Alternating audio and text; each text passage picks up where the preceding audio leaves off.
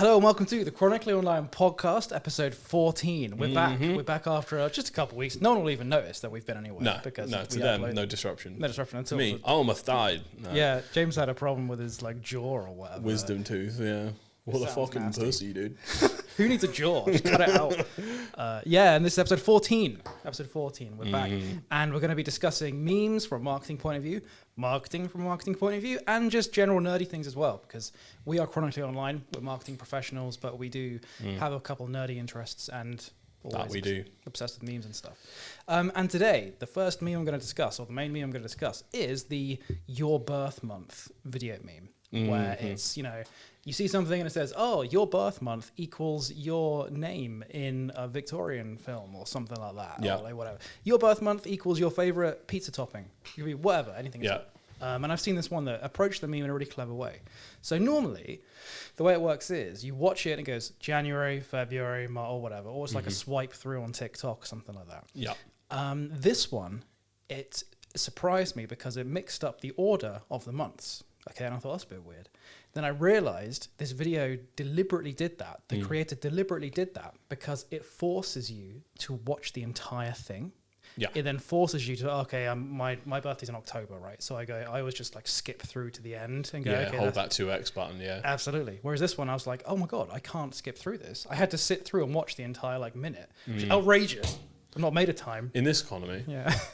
But yeah, it was just kind of like a clever, deliberate remixing of a meme. Yeah. I thought it was quite clever. Yeah, and I see most of these in that that tile scroll. Oh, the swipe through. Yeah, Right. in TikTok.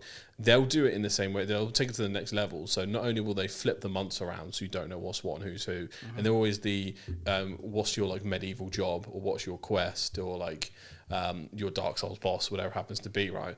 But they'll pick random ass ones in any old month, but they'll do 3 or 4 at a time. Part 1, part 2, part 3. So you were forced to go to their page. Because by that point, after you've swiped through 3, and you're like, God damn it wasn't there. All right, the video I've just seen. And then maybe it's just me, but it gets me every time. So I'm like, I need to find out what my zodiac is, bro. Yeah. What does my zodiac translate to? And even that is still random, is it? It could be July, December, January. Yeah, you have to watch all 3 parts to figure out where the hell your birth month is. Right. It's funny, isn't it? Because you'd think, oh, that's just such a basic meme. It's easy. You just I'll do January for every month. But no, even that can be broken down and crafted. Some person who's in charge of that account, whether it's just some kid messing around or maybe a professional. It usually is, yeah, because there's a lot of ones that do the AI ones. Yeah. It'll be your zodiac as a giant, and there'll be giant cool forms of the zodiac, things like that. And they always have it's a certain. I'm not even sure if it's Brazilian funk, but it's dun dun dun dun dun dun right, dun dun dun, and it'll be the same frickin' track every time. That's the kind of song I can picture that being on a basketball montage or something. Yeah, it's just some epic It's the same one track. every time. The same as it's the same song every time for TikTok when it's what's your fantasy month? So it's more fantasy tavern stuff, and it's sort of recognisable exactly describe I've heard my missus in the other room listening to it. I was like, what's your fantasy month? Because I automatically know that's the one she's watching. So they've become a bit of a thing, but they've kind of always been around. If you think of OG, even back in forums, it was first letter of your first name, birth month is your pirate name. Yeah, it's some really compressed JPEG of ABC. Super duper deep fried at that point. This has been reshared about 1,000 times. But that's always been around. How brands take advantage of it though?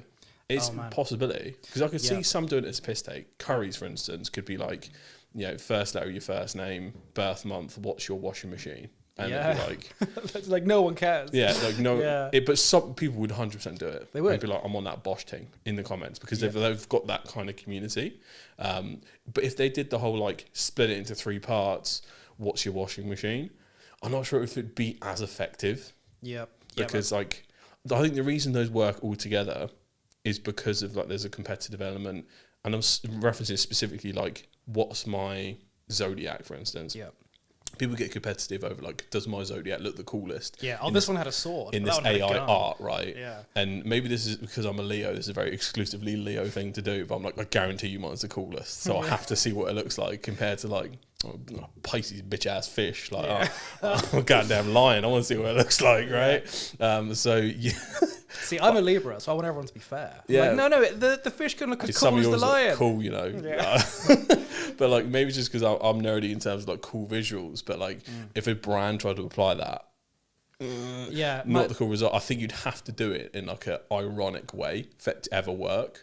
And again, this is why we have to break these things down and explain it, because it's all wrapped up in 3 layers of irony. So like, to think about that original, where it came from, what it's turned into, and you're taking the piss out of what it's now turned into, but referencing the past. It's like, really write it down. You're like, okay, we're 3 layers in right now. Yeah, it's definitely the Charlie, It's Always Sunny in Philadelphia meme of like, like this is how it works. I think my first thought would be a brand that has a kind of almost trivial, more casual element of choice in its product or service. So I'm thinking like pizza toppings, like I said. So not that I'm saying I should not that I'm suggesting this, but Domino's Pizza. Like Domino's Pizza, what's your pizza topping? And it could be like, January, February, like pepperoni, mushroom, whatever. Yeah. Because that's just such basic taste. That's just like a person's individual opinion. It's like, okay, well, I've seen this video. I'm going to order a pepperoni today because the video told me, and it could almost kind of work in there. But I suppose that's like the purest way it's like meant to be intended for a brand. Like my head goes to, I want to pick a really obscure brand. I want a B2B construction company, and I want which HGV are you, or like which loading van, and I want the full serial code. Like I'm on forklifts 5.8.5.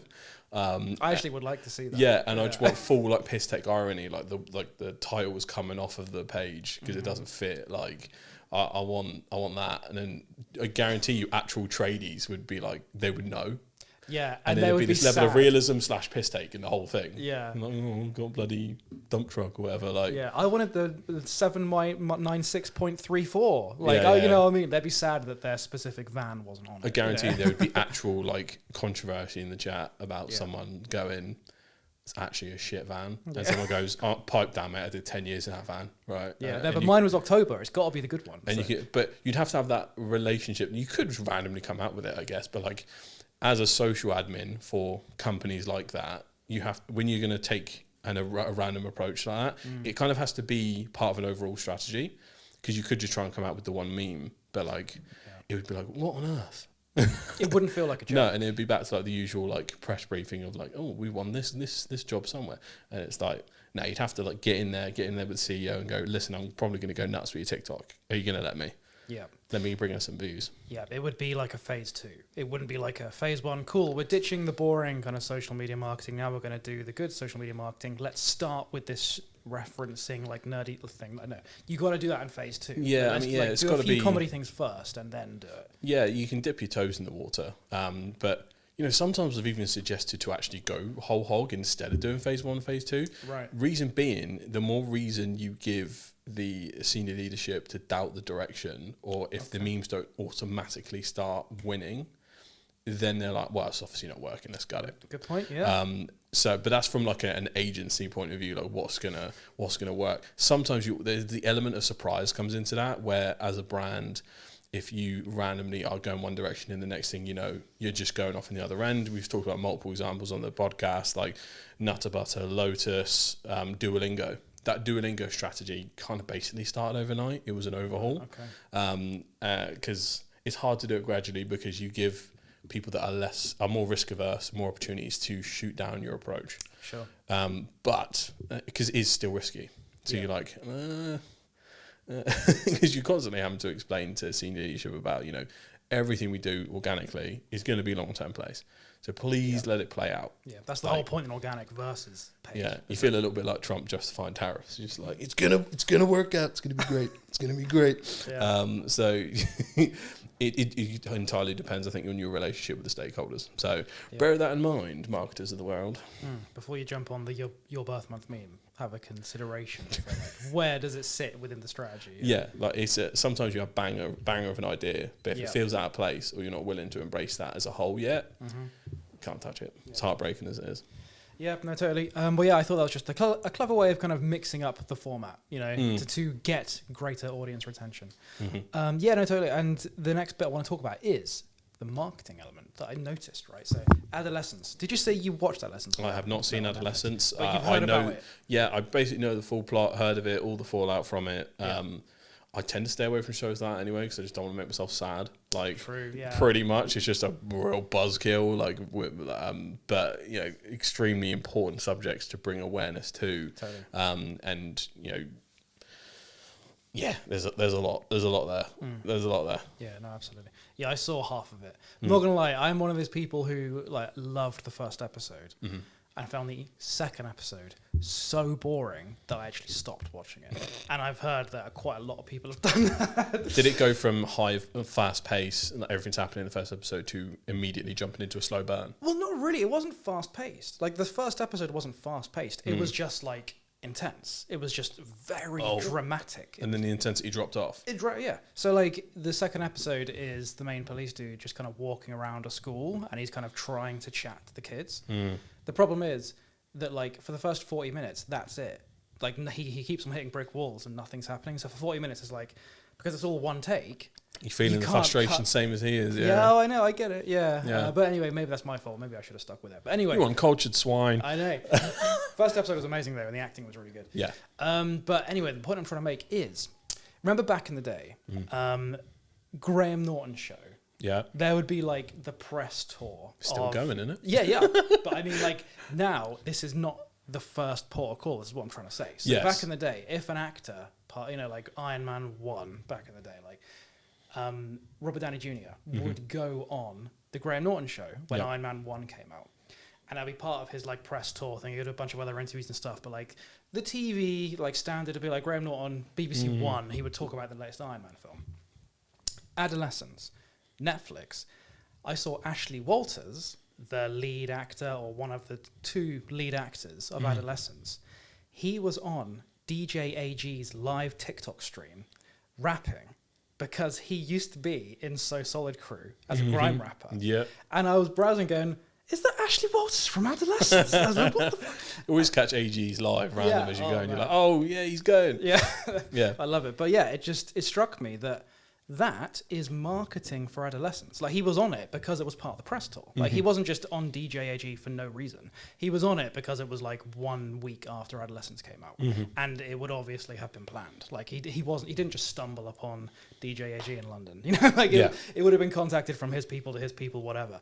And I thought it was quite a kind of interesting point that back in the day, if you were promoting a film, TV show, you'd go on Graham Norton. That would be like, in the UK, that would be kind of like one of the top like ways of like promoting a film.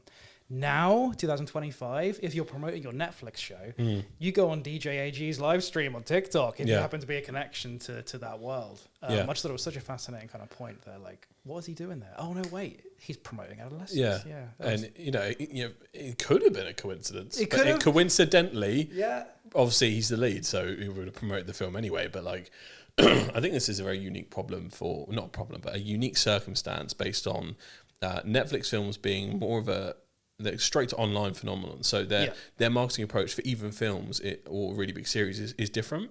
And obviously we know how much the world has changed from alternative media sources, aka social, being first instead of last.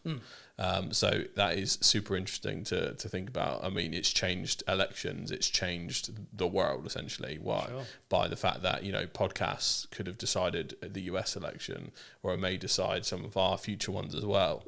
The traditional circuit is still there, but it's like clips that substitute what can happen. Because what's important is the virality from that. It's not necessarily that Graham Norton equals prestige. It's the funny moment from Graham equals to prestige now. And it's views first, wherever it came from second. And I think that there's so much to learn from that, from any company. And like I talk to, for all the clients I talk to, whether you like it or not, you have to be a media company now. You have to. There's no if, ands, or buts in terms of how you execute that. You just have to.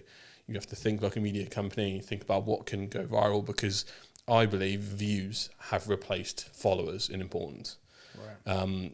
Because of the nature of where we spend most of our time, which is in these infinite scrolling loops. Yeah, it's rare that we visit an account's page. Yeah, the more you view, the longer you view, because watch time is the important one. In and amongst views is the second one. Then the likes and engagement from it. So my priorities now: views, watch time, engagement, and as part of engagement, followers will probably be mid to low bottom now. Right. it's as weird as it sounds, because you think followers would be an indicator of I want to see more of this. Actually, the watch time and the like is usually now the indication, because most people spend time on the For You page of it. But on Instagram, you don't even have like a For You page / following option. So Reels will always just be new stuff. Facebook Reels is always new stuff. LinkedIn is the same way. So yeah, absolutely fascinating dynamic.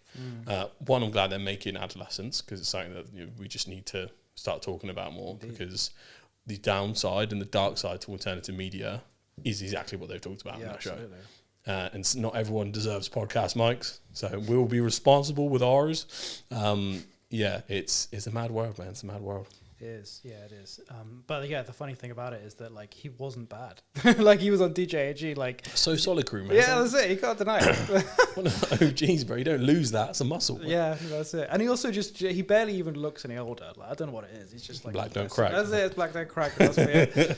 But yeah, no, it was really cool moment, and it was definitely one of those things where you get crossovers happening before your very eyes that you never expect. Oh yeah, like it's one of my favorite things in social media. Yeah, like Jack Black and Minecraft, which has become my favorite meme, to be honest. Yeah, sure. I haven't even seen the Minecraft movie, but I'm walking around the house saying lava chicken just from the clips. Just from the clips, because I'm audibly stimming like ever since it started coming out. I'm just writing an email going chicken jockey, like I'm just I can't stop. Chicken Jockey is the only one I've actually seen. The rest I haven't seen any of. Maybe I need to teach my algorithm more Minecraft stuff.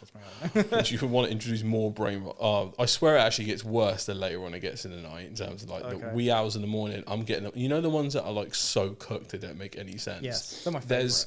There's a new Italian brain rot that's it's like a merged picture of an elephant and I think it's a crocodile on an aeroplane, and it will be like someone in Italian going crocodili abadabidi obadidi, and I'm not even sure if these are real words, mind you, but there is a whole series of different ones. So it's a lobster abadudo, and it's just a picture that's constantly got the really shit flame effects on. Yes, and it's just going and going, and I'm getting one after I'm getting that, and then chicken jockey, and then that I'm just 3 a.m. and I'm like, what's happening to my life? Where's my life gone? Yeah, I have important meetings tomorrow. That Italian is definitely an American teenager just fucking around. Oh mate, there will 100% be someone my life. I've got to find it. Because it's so dumb. I know exactly what flame effect you're talking about. It's the flame effect from the Eye of Ra, innit? Yeah.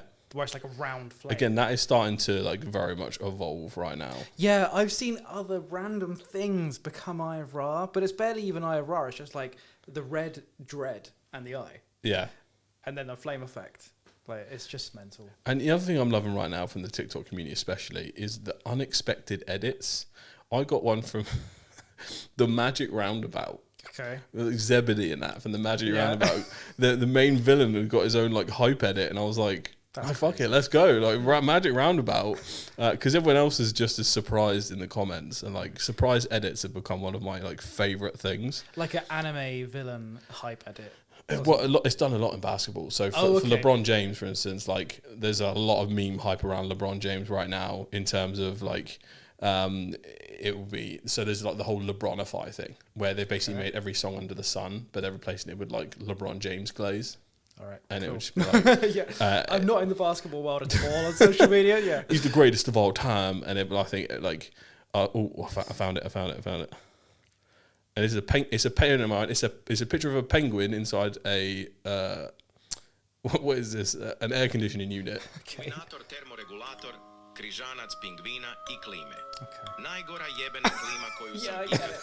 Yeah, and the thing is you can get it, but you don't get it. No, of course not. I don't understand. But there is people in the comment section it's a watermelon tiger. Tigrulini watermelini. And it's always the same thing, and I'm just but what surprises me is how many people are oh, where's this one? Or where's that one? And I'm did you say people request it? Yeah, people are in the comments oh, where's a bididi, and I'm what the fuck is going on? How do you know what that is? That's crazy. But yeah, LeBronify, I think, I'm not sure if it's a whole app now, but it's a whole playlist. different songs that I've replaced, specifically singing about LeBron James instead, but they're like mainstream popular songs. I don't even know. Yeah, it's pretty much every song. Michael Jackson, like all the big popular ones, you name it, it's done. So LeBronify is massive, but LeBronify spawned from it'll be like an edit of something really boring on the news, but as soon as it says like one word that could be related to LeBron, it would be like talking about tariffs or something. It'd be like, and if you look at the market's down, but in points, it'd be like points, LeBron James, and it it would just dive immediately into it. It's the John Cena meme. Yeah, it's the John Cena meme, but it's come back for LeBron. Yeah. So it's, mate, the way things resurface amongst the meme community. I mean, specifically TikTok is.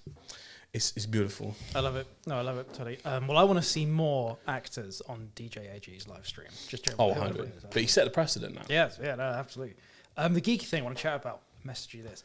What on earth is the most difficult video game level you have ever played? I've got some if you can't think. Jesus Christ.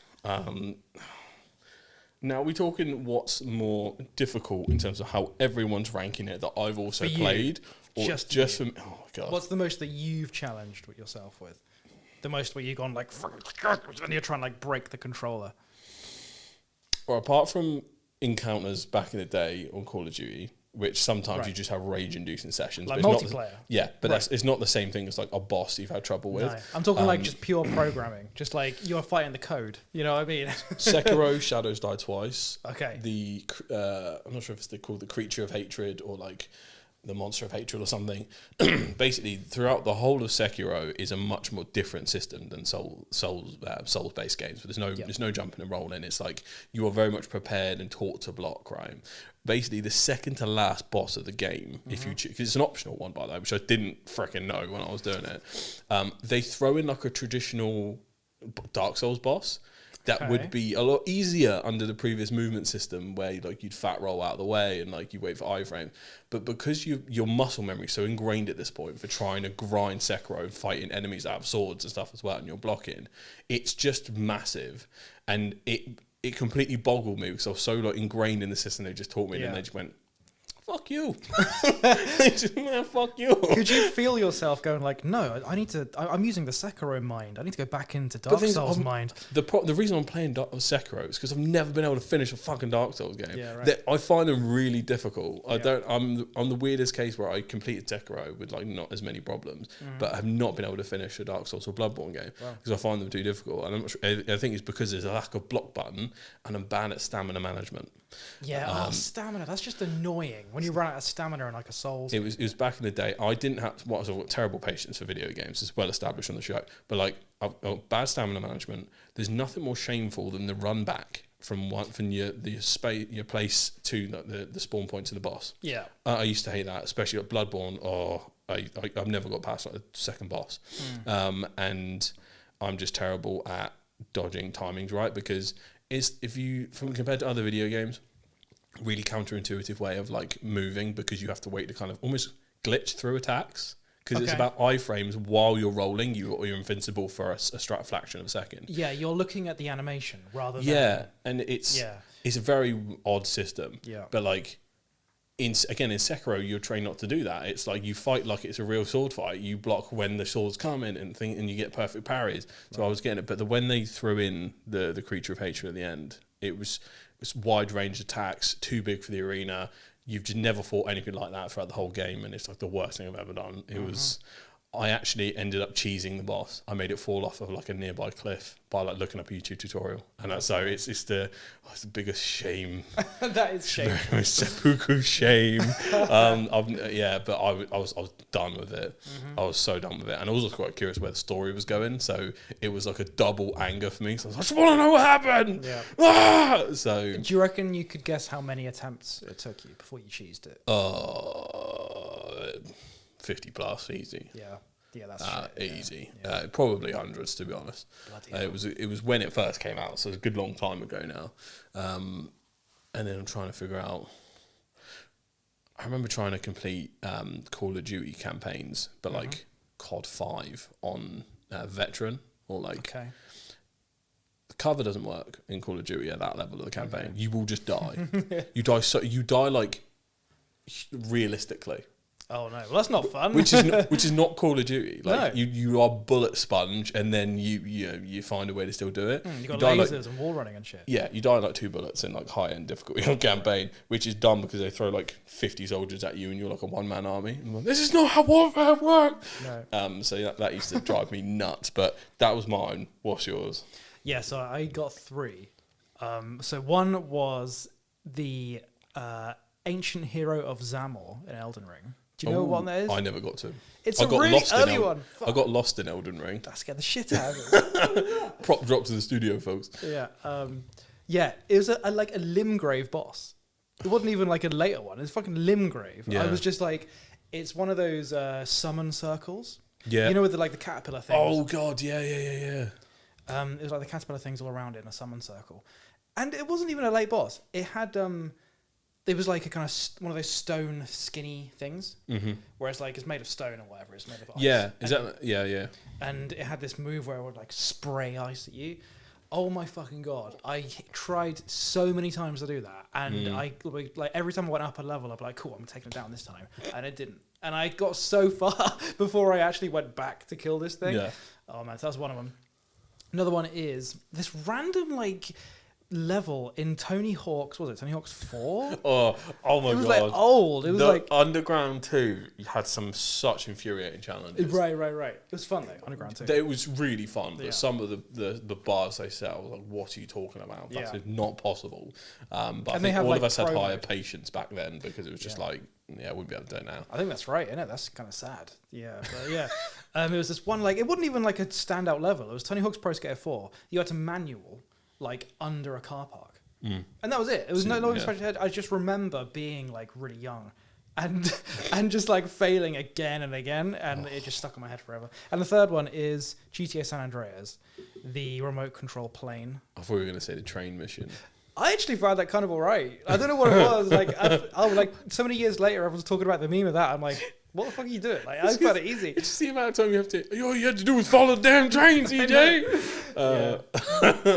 Yeah, I've seen some clips of that of people like basically cheesing it, where like if you park a car on the tracks, and then go back and start the mission, then everyone just dies straight away. So Sick. it's like an easy way to beat it. But Yeah. but anyway, it was GTA San Andreas plane mission. It was like. Everyone talks about the train one and the plane one. The plane one is where it's the remote control planes, and you got to use a machine gun or like to take down the remote control. And they're on the screen. They're like fucking 2 pixels because there's so many of these little remote control planes. Oh my god! They had a few missions back on Xbox 360 Prime days, right? There was Gears of War 2, one of my favorite games of all time. Yeah. One of I think it's like the second intro mission where you're on like a barge, like going towards like everyone's heading to like one landing zone, and there are, if anyone remembers Gears, there's Reavers that like basically fly. They're kind of like flying suicide bombers, basically. They're like squids that fly into your barge. Wow. They come down at such ridiculous speeds, and if you're playing it on high difficulties, I can't remember if that, because it's not like Halo where it's like it's not legendary or whatever it is, but I remember because it was couch co-op, so me and my mate were trying to complete all the Gears on the highest level. Oh, memories.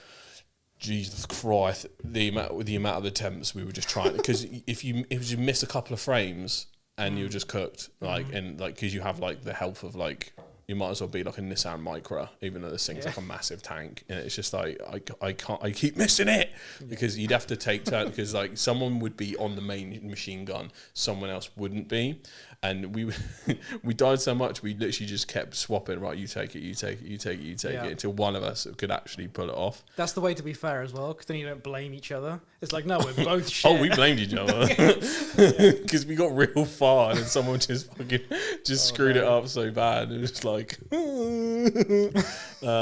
I want to see Resurgence of Couch Co-op, man. I'm telling you, I saw me too. Split Fiction came out recently. Have you seen that? I've heard about this, and the other one. There's like one of two. Is it? I think it's like It Takes Two or something. Maybe It Takes Two is really good. Yeah, it was. Like, there was a couple of games that were just like, okay, we're taking it back. Just enjoy sitting next to someone and playing it. And and like. It's weird. I think I'm not sure about Split Fiction, but like It Takes Two is like a game for like actual couples, if that makes sense. Oh, okay. Because the story's about a couple that's about to get a divorce, and then they get turned into like dolls, and they have to find their way back to the main house and like get back to normal. That's deep. Because their daughter's like in the house unsupervised. That's deep. Yeah, it is deep. And play then the Book of Love turns up and says, he's got a Spanish accent, by the way. He's like, I'm going to get you back together. And then the whole time he's going, what the fuck is this game? Things are just coming to life. So like the Hoover that they've left in the garage like comes back to life. It's like, you left me in here. Look at all the stuff you made me suck up. I'm going to... Sometimes it gets real deep. It sounds deep and also ridiculous. It is ridiculous. There's one time where they've got like, they have to like defeat something or run away from something. And it's got like a really sad story behind it. It's like tragic when you kill it. And I was like, oh. But the whole thing is basically a love story where these two people come back together. Yeah. So by the time they're back in their real forms, there's no more divorce. Hooray. So that's like, you can't play that with like, it's not like a dude bro game. It's not like a Gears or a Halo where you'd sit next to each other and complete that co-op. Yeah. Like I want both. And I'm not sure if Split Fiction's the same thing. They had was it Two Ways Out, the one where it's a prison escape one? Yeah, maybe that's the one I was thinking of actually. Sorry, yes. Yeah, because that too, I can't remember what it's actually called. Yeah, Get my sources right. Is it like The Way Out? Yeah, it might be The Way Out, and I haven't played that one yet, and I need to find a homie to play that with, though. Yeah, I don't have any of these games. No. Yeah, neither do I, because like couch co-op is kind of dead. Yeah, well, it should. It used to be you go around your mate's house. Like I remember packing up the whole 360 in the backpack, taking it to my mate's house, and then we'd set it up over his, because I remember he had PS3, so that's why I used to bring my whole ass Xbox over there and knock for him, because that's gone away. Our children will never know what it's like to just knock for someone and wonder what's going to happen. Yeah, you can text them. Yeah, that's it. Why I'm outside. Yeah. Nah, that's a character building experience, mate. Knocking and waiting. Yeah, mate. Just hello, Mrs. Is Dinner there? It's like that's where real men were made. That is, mate. We old. We are old, brother. Yeah. Well, that's cool. I thought that would be like a nice rage-inducing way to end episode 14. To talk about how shit we are at video games. Although these are hard video game levels that we're discussing. So that's fair. Yeah. Yeah. Well, episode 14. In the books now. If you like the sound of what we were chatting about, marketing, memes, and geeky stuff from the perspective of two marketing professionals, then please give it a like. Comment what you want us to discuss as well. And hit the follow button, because we're going to be releasing an episode like this every couple of weeks. And that was the Chronically Online Podcast. Episode 14. Yeah, that's the one. My voice is getting worn out now. My name is George, and this is James. And we will see you next time. Peace, y'all.